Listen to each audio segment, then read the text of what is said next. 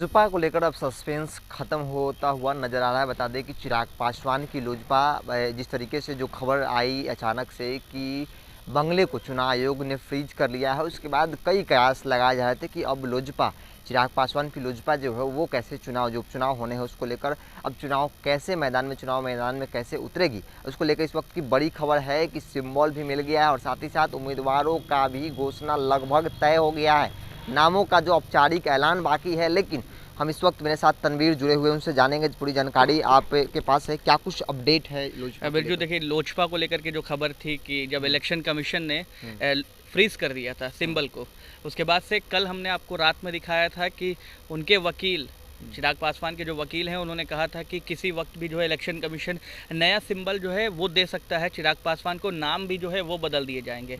नाम कहा जा सकता है कि लोक जनशक्ति रामविलास पार्टी जो है वो हो सकती है। और इस तरीके से सिंबल जो है सिंबल गैस सिलेंडर और टॉर्च को लेकर के था कि दो सिंबल चिराग पासवान ने पसंद किए थे, मगर उसमें से इलेक्शन कमीशन की तरफ से शायद टॉर्च जो है वो फाइनल कर दिया गया है, जो लगभग फाइनल है। दिल्ली से यही खबर निकल करके आ रही है कि टॉर्च के सिंबल के साथ लोक जनशक्ति पार्टी चिराग पासवान जो है वो उपचुनाव लड़ सकेंगे और 12 बजे तक आज जो है तमाम चीज़ें क्लियर हो जाएंगी। मगर ये पक्की खबर है कि चिराग पासवान को अब टॉर्च सिंबल जो है वो मिलने जा रहा है। यहाँ तक कि जो कैंडिडेट्स की बात थी कि कैंडिडेट्स कौन से होंगे, कैंडिडेट्स की आप बात करें तो कुशेश्वर स्थान से अंजू देवी का जो नाम है वो फाइनल कर लिया गया है।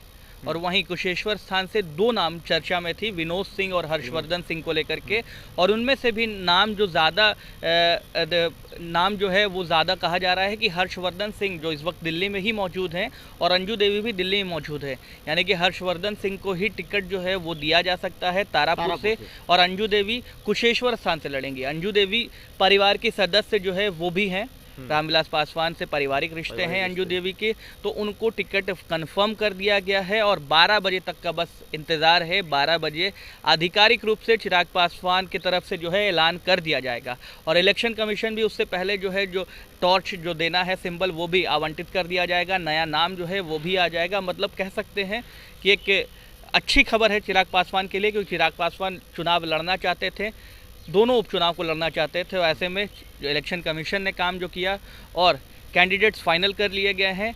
अब पुण्यतिथि के बाद सीधे चिराग पासवान पटना आएंगे और चुनाव प्रचार में जो है वो लग जाएंगे। बिरजू तो बिल्कुल हमारे साथ तो तनवीर थे जिन्होंने तमाम जानकारी दी कि अंजू देवी जो है वो कुशेश्वर स्थान से चुनाव लड़ेंगी, जो बातें अभी तक अंदर खाने से निकल के आ रही है और पक्की बातें हैं। और हर्षवर्धन सिंह जो है वो तारापुर से चुनाव लड़ेंगे। लेकिन साथ ही साथ अहम बात यह है कि आप किस सिंबल पर चुनाव लड़ेगी एलजेपी। चिराग पासवान जो लगातार काफ़ी लंबे समय से जो तैयारियां इनको चल रही थी, तो वो टॉर्च होगा, टॉर्च के सहारे वो दोनों उपचुनाव में जनता के भी जाएंगे। क्योंकि जो चुनाव आयोग ने जिस तरीके से जो बंगला जो है वो फ्रीज कर लिया था, उसके बाद जो है कहीं ना कहीं अंदर खाने में एक अलग सा माहौल बन गया था कि लगातार लंबे समय से चिराग पासवान चुनावी तैयारी में थे।